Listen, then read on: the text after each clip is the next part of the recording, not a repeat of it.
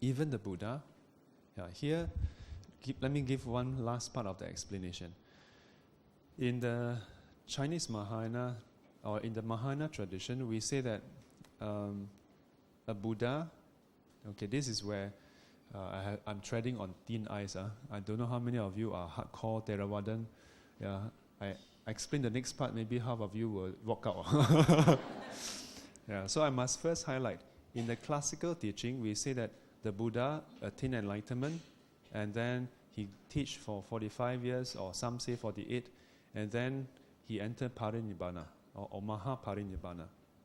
Fair enough.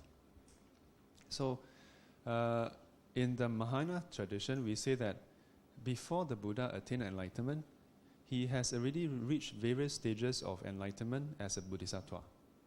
Yeah? Up to level 10.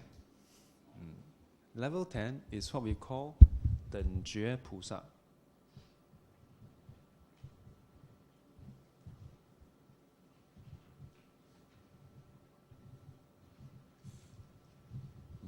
Then loosely translated, it means that this bodhisattva has equivalent awakening as that of a Buddha. Equivalent awakening. It means that in all forms and features and ability, equivalent to a Buddha. Yeah? And then in the text it said that such a bodhisattva then goes into the waiting list. This is where the waiting list starts. Yeah.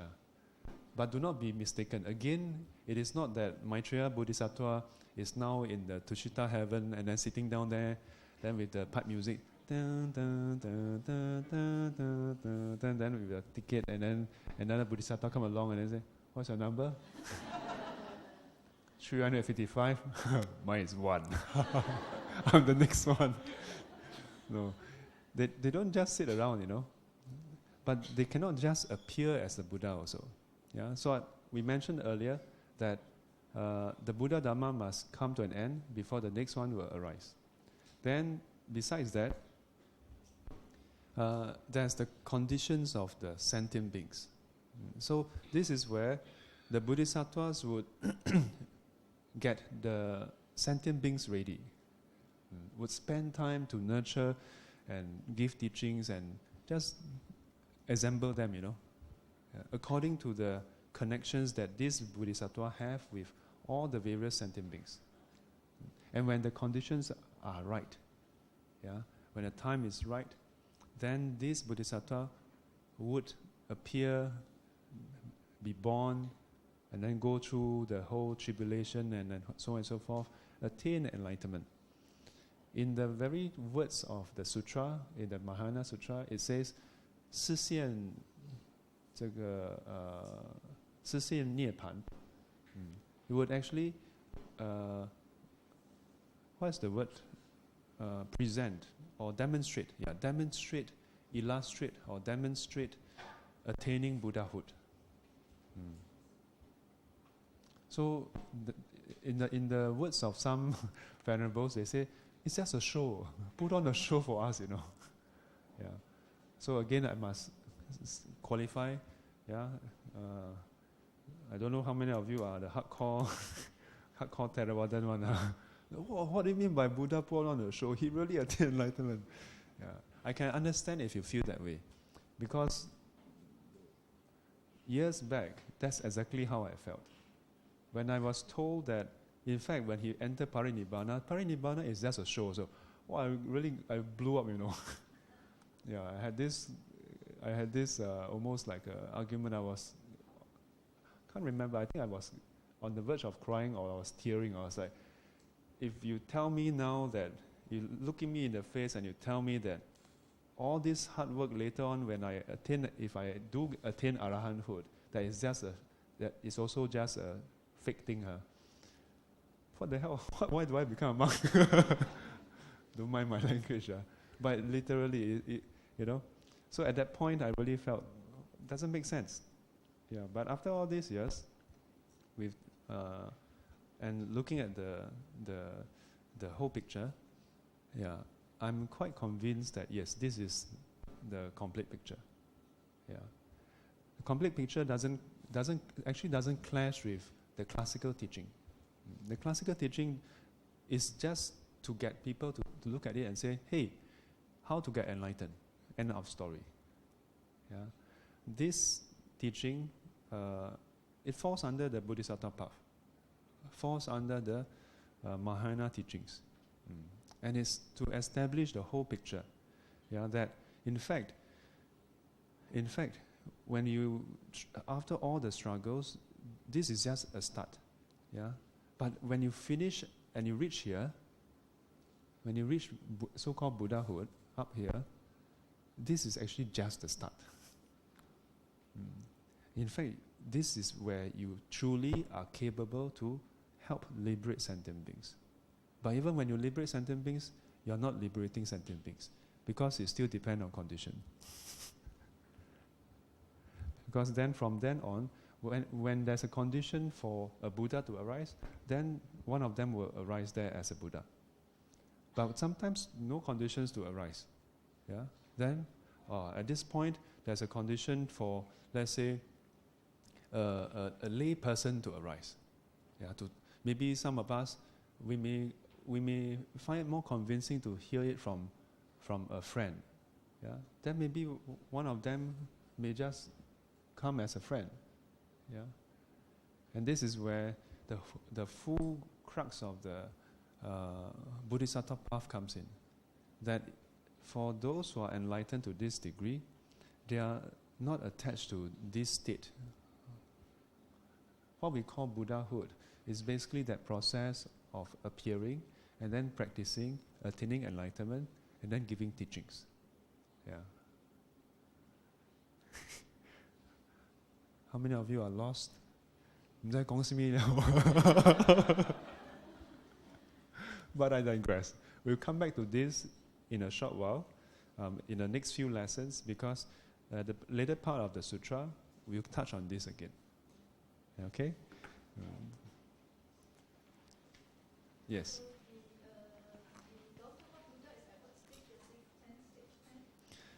Gautama Buddha is at stage 10.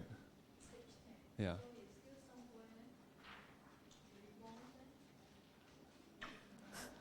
So that's where the classical teaching is like, oh, you mean he still go through rebirth?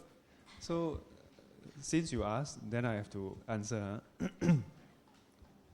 If we look at dependent origination, yeah, paticca samuppada, from ignorance to the mental volition, then to consciousness and so on.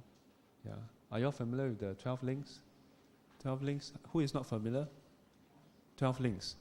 Who never heard of 12 links before? 1, 2, 3%, 4, 5. Okay, more and more. Okay. So we will touch on that later. But these 12 links, the 12 links basically describe how we take rebirth. So usually in the classical teachings, we say that you severe ignorance, you put an end to ignorance, and the whole link, the whole sequence just break down. Yeah. So we are used to coming into existence through defilements, through desire or aversion or ignorance, yeah, delusion and so on. Let me ask you a question. When the Buddha attained enlightenment, let me write on a clean piece of paper, or maybe I can write here. We know that the Buddha, around the age of 29, left his family and then go and practice, found that the 6 years of extreme asceticism doesn't work. Then he meditated, and for several weeks, then finally he attained enlightenment at the age of 35. So from 35 onwards, he has attained enlightenment. So far, so good. And if we go by the common records, then we say that at age 80, he entered parinibbana. What people usually say die. Okay, so far so good. Then in the classical teaching, we say that for most people, when we die, we take rebirth. For the Buddha, there's no rebirth. All agree. Now, question. What causes rebirth? What causes rebirth? Ignorance. Yeah? From ignorance, then it gives rise to greed, hatred, and delusion. Basically, the defilements. When the Buddha attained enlightenment here as a Buddha, is there any more defilements? We have to say no, isn't it? Yeah. I mean, this is by definition. Yeah. If you have defilements, you're not a Buddha. You're not an Arahant. We recite Namo Tassa Bhagavato Arahato Samma Sambuddhassa. Yeah, Arahato. Yeah, because he's free from defilements, free from suffering. So, because of that, any Arahants after that, also we can see the same thing, isn't it? As long as they are alive, after they have attained Arahanthood, yeah, from the duration they attain Arahanthood until they pass away, they actually still exist. So, what it means is that there is a way to exist in this world without defilements. And in fact, the Buddha didn't just sit below at the Bodhi tree and just freeze there. Now, no more defilements. I can't move. Yeah, he spent 7 weeks doing different things. Yeah, 1 week just basking in the bliss of Nibbana. Then another week reflecting on the Dharma, the gratitude towards the Dharma. Another week gazing towards the tree, and so on and so forth. So surely that requires him to make a decision. But we have to agree that, by definition, it was decisions not driven by defilements. So, 2 things. 1, we know that a person can still exist without defilements. Number 2, a person can do things without defilements. We don't always have to do things with defilements. This is actually very good news for us. Yeah? Because many times, I get this question. Shifu, if I remove greed, hatred and delusion never mind, okay? But greed and hatred, without greed, there's no desire. Without desire, then there's no more drive. Without hatred, when I'm angry, then I really feel I must do something, Yeah, so we are used to this. We are used to being active, being assertive, yeah, to get things done when we are driven by greed and hatred. But through the Buddha's example, he has illustrated that we can exist, we can live without this driving us. We can still do things, many things. In fact, the Buddha did so many things. Yeah?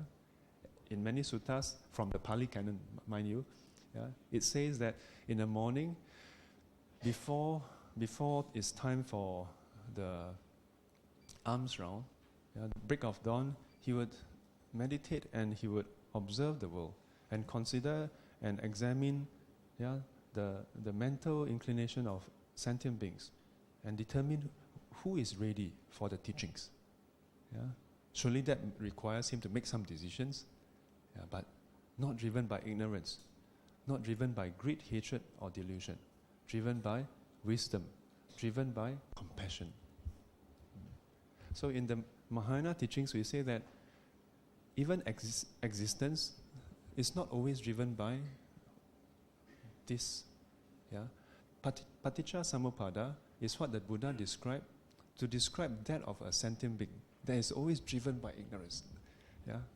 We don't like, then we get preoccupied with it. Yeah. And it is understandable. We are so used to this. The Buddha's own life is an illustration that we can exist in a different way. But in fact, in our own life, we can also see that. For example, Geylang. Do you know Geylang? Yeah. Geylang is known for food. What else? Come on, just say it. You know what I'm talking about. Yeah, I'm talking about all the Buddhist temples there. What were you all thinking about? It's true, isn't it? Yeah. But we also know that there are many people who don't just go there for food, they go there for vice, Yeah. So, yes, it is perhaps more common to see people go to Geylang for those, nocturnal reasons, for various reasons driven by desire, whether it's desire for food or otherwise, But there are those who are driven by desire also, desire for Dhamma. So it's not always the worldly craving that drives us. When Vera told me that he came back from northern Thailand, there are people who go there also.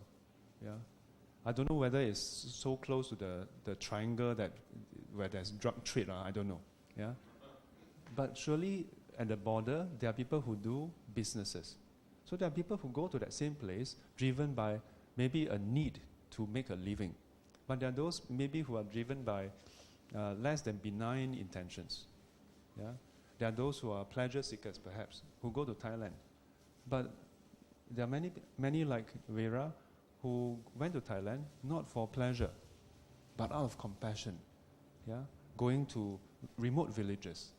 Not because they have to, but because they want to. It's a want. But it's a want driven by compassion. So even in our own life, we haven't reached enlightenment. I don't think he is enlightened yet. On your way there, But we know that we don't always act according to very base instinct and desire. There are moments of that awakening of compassion that we are capable of. And so in the Mahayana teaching, we expand on that when we say that, hey, what if a person can be totally free of desire, of greed, of hatred, and is solely driven by compassion and wisdom, guided by wisdom? Then such a being would not be interested to say, wow, in my life, I haven't had enough laksa, I must come back to Singapore again. Nor will such a person hold on to his own prejudices or the kind of grudges with others. And then, as a result of that attachment, be reborn in some place as a ghost or something.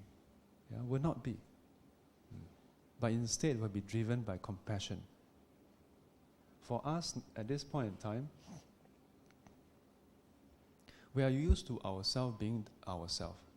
But in the teachings it says that those who have reached various stages of enlightenment, not here, but somewhere here and above, especially those who have reached this stage, those who have reached this higher stage, then they are not even attached to their form, whether they are male or female.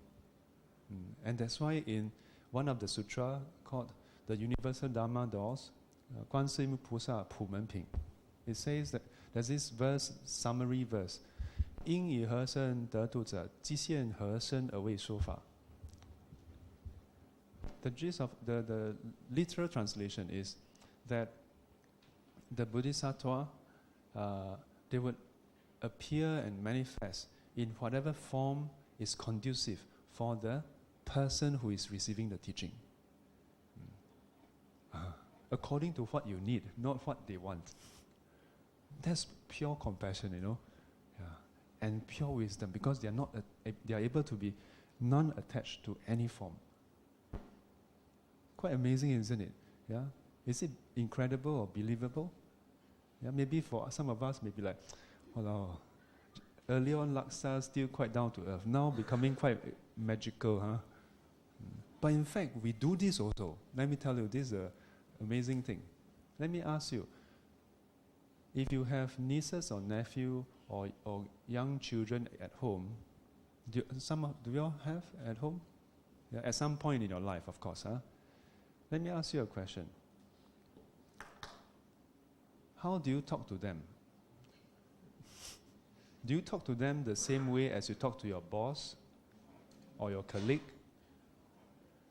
When you have a baby, how do you talk to the baby? Hello, goo goo goo goo goo goo. We are actually, in that way, like the bodhisattva, where whatever is needed, according to the recipient, we will present to our best ability. Of course, some of us, we frighten the kid. we try. Yeah, some are more successful than others. Yeah, so in fact we are doing it. When kids come to Kong San in the office, yeah, if you see me in my office, you see a lot of toys. I don't know whether William noticed. There's a Wolverine figure. Yeah, there's all the finger puppet in my office. Yeah, not because I not that when nobody is around. No, yeah, but it's because if there are kids at a suitable time, then I will use that to entertain them, so that they can communicate with me, you know, and I can most importantly, I can communicate with them. Yeah, but sometimes, under certain circumstances, I may put on a very stern face and give them the "I'm Shifu" look. Yeah, so depending on the situation, we do that actually. It's just that currently we may not have the ability to, like, I can't come in and appear as a female. Yeah, it will take a very long process of operation and so on, and it's quite difficult to reverse the process. Yeah, but in the sutras it says that the arahants, yeah, Venerable Mahamoggallana, he can manifest. Venerable Anuruddha, he can manifest in various ways. Yeah, so that much for the Bodhisattva path. Yeah. It is very closely linked to this teaching on dependent arising, nature and emptiness. Yeah? So let's continue. Now, we have spent quite a bit of time talking about emptiness, and I suddenly realized that it's almost 10 o'clock.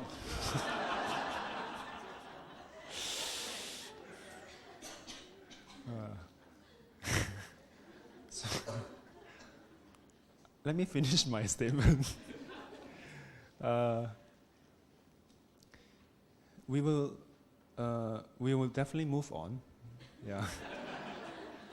Yeah. This is just the first line, and this opening line is actually like a summary of the whole sutra.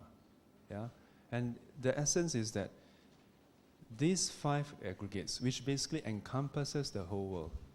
If, in this case, Avalokitesvara Bodhisattva observe and see directly that the 5 aggregates are all dependent arising and empty of any inherent nature, empty of any inherent existence, any inherent nature. What does that mean? What is the full implication? Yeah? We'll explore more of that in coming weeks, but the outcome, okay, the outcome of that is that when they see that, when anyone, for that matter, see that in fact it is like the laksa tastiness, yeah, so ephemeral. Given conditions is there, but not there. There and yet not there. Yeah? Then we have to ask ourselves a question. If all things are like that, then isn't it like a dream? Isn't it like a bubble, easily destroyed? Isn't it like a lightning flash? Here for a moment, next moment gone. Isn't it insubstantial, impermanent? In which case, is it worth our while to spend inordinate amount of our life pursuing after things in this world? Yeah? And for that matter, is there anything there to begin with that is tangible, that is permanent and everlasting, that we can hold on to and be attached to? In the Buddhist teaching, we always hear this advice: let go, don't be attached. I tell you, don't let go. Not. I don't say this just to be controversial, and yeah, but I say this with honesty. Why? Because if it's so simple, you would have let go already. Yeah. Isn't it? Yeah. Yeah. You don't need me to tell you one more time. We have heard it so many times. If it's so easy, you would have let go and attain arahanthood. You see, if you look at the Buddha's teaching and all the teachings of the masters, many times, although we say let go, but the actual steps doesn't involve you letting go. The actual steps involve you taking a closer look. It's because we don't see clearly, then we have a wrong idea about things, then we see as though it's really there. So when we really feel like there's something valuable there, of course we don't let go. So there's no letting go for us because there's something that appears so precious or so irritating to us. That's why we cannot let go. To the enlightened ones, there's also no letting go because there's no attachment to begin with. Next week when we come back, we'll learn how to let go. Put our palms together.